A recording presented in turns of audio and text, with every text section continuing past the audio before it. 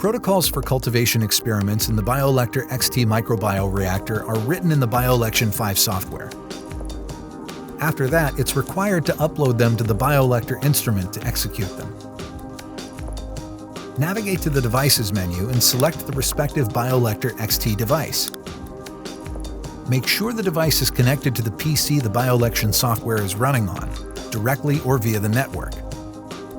Open the Protocol Manager and find all protocols saved to the local PC on the left-hand side, and those stored on the selected BioLector XT device on the right-hand side. Select the protocols to be uploaded or downloaded. Then use the buttons to initiate the transfer.